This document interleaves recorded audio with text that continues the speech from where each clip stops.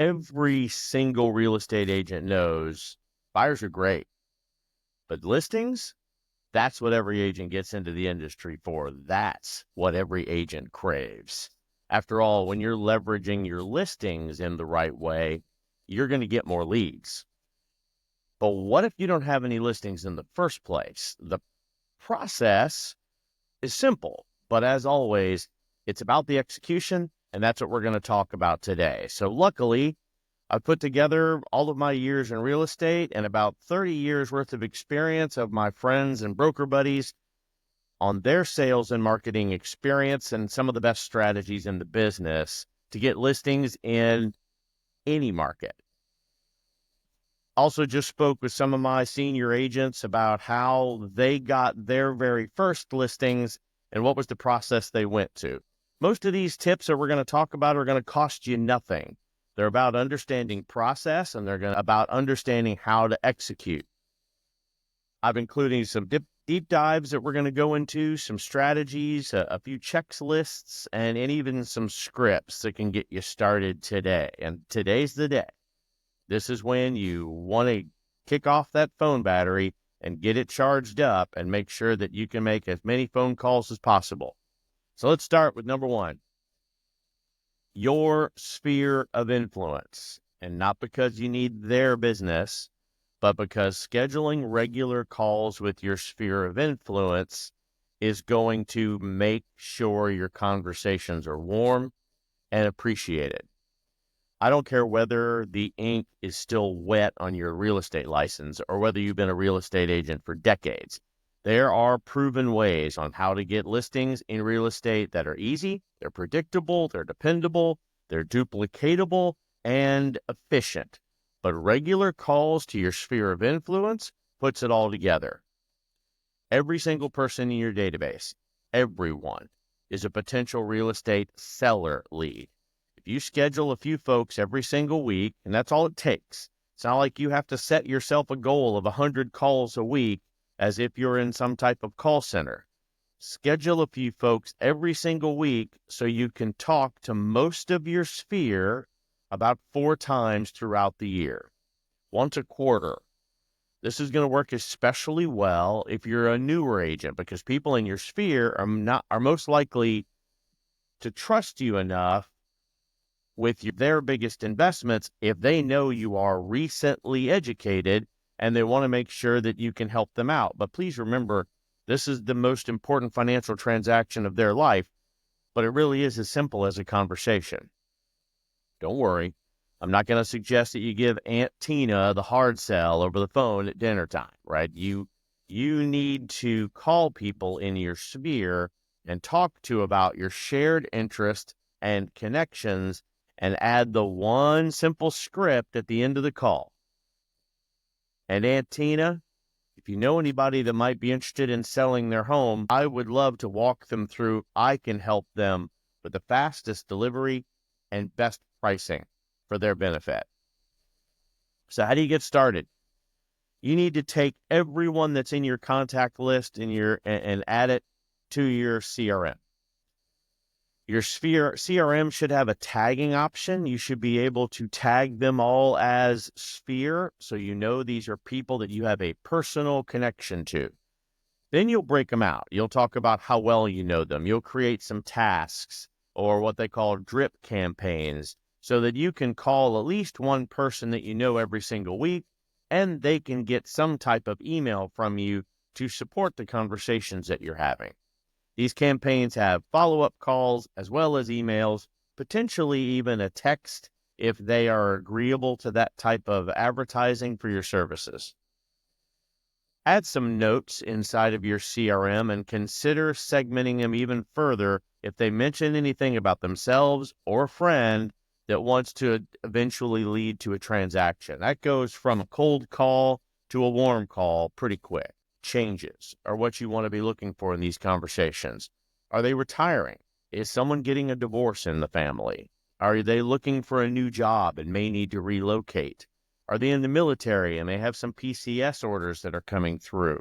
These are all things that take all of the education that you're going to build on your experience with and turn it into usable tools for all of your family and all of your sphere's benefit.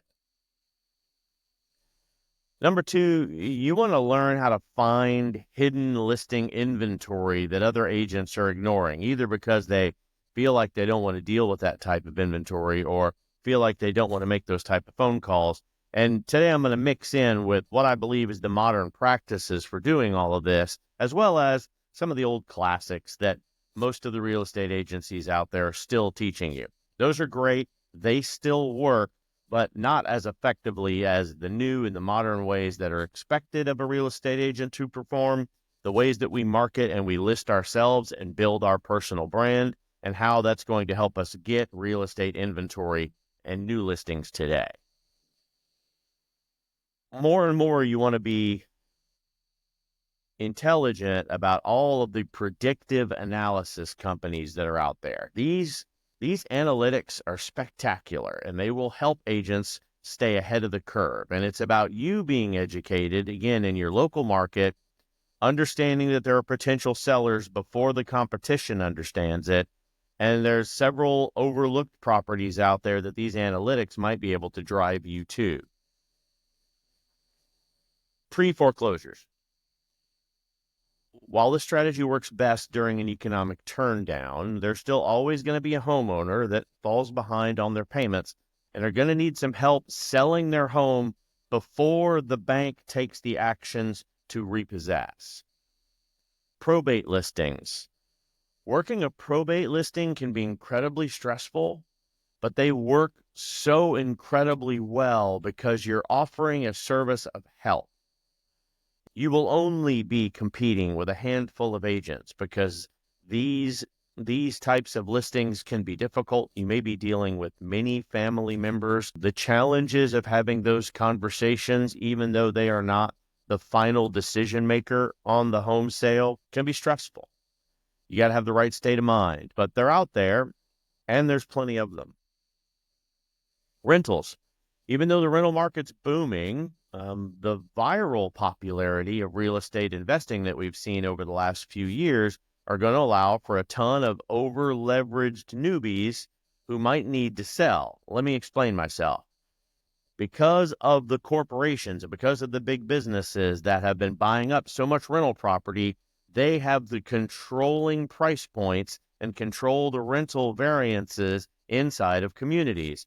So if a friend of yours or a family member or a potential client has bought a property during that same time period, thinking they're going to break into the investment market, but they're surrounded by corporate pricing of rental properties, it's going to be very difficult for them to get their price point where they want it to be to make the margins and the profits that they were expecting to be able to pay. So help them sell their property so that they can get out in a position to maybe invest somewhere else where maybe not so much of that is going on, or invest in a second vacation home or something for themselves instead. Plus, don't forget about pay at closing leads, right? These are great ways to generate leads when you don't necessarily need to pay up front. You can use a site like sold.com, for example. I've had a lot of success with in the past. That'll help you get your brand out there, and it'll help you get you out immediately. Check them out. It's free to register an account with them. When interested sellers on sold.com want to sell their home, if their situation matches your profile, you'll be matched up, and that information will be passed on. Number 3, upgrade your follow-up game. I think I probably talk about this at one level or another in every one of my classes. You want to learn how to get real estate listings? It takes consistently being in front of your audience and multiple times a week. If you are generating a bunch of leads and you don't stay in touch with them, they are going to forget about you. It's an unfortunate truth. And there's a ton of other agents in line behind you that are willing to give them plenty of love.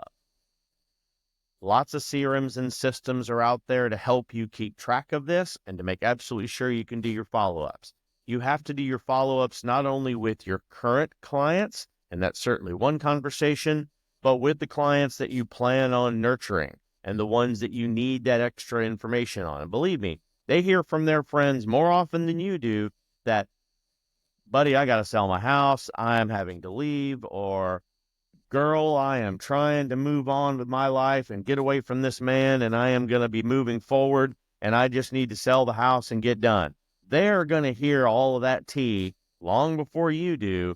And by making your normal nurturing phone calls or your normal sphere calls, those conversations are, I forgot to mention your name, but let me call them right now and let them know I've got an agent that they need to speak to. Most of listings are going to come from life events. You're going to want to consistently stay in touch with everybody that you know, because your name needs to be top of mind when those kinds of things come up. You having the experience to talk through those services is going to be important. So this is your wake-up call. Lots of things are happening, lots of movement in the market. If your name is not top of mind with the people that you know, mine will be. Automating your follow-up is going to make a big difference too. Unlike using just a big text message where you're going to have to do all this work yourself, chances are that your CRM or other tools that you may be using have some level of automation that will help you keep in touch with your leads until they're ready to convert. And if you're looking for an easy plug-and-play solution, there are a ton of them out there. Google them. Google the lists that rank them. They are ranked by certain things, by certain actions that they do, so that every single month you're getting cues from this CRM system or from this follow-up automation system that's going to help you do what needs to be done to keep you in touch and top of mind.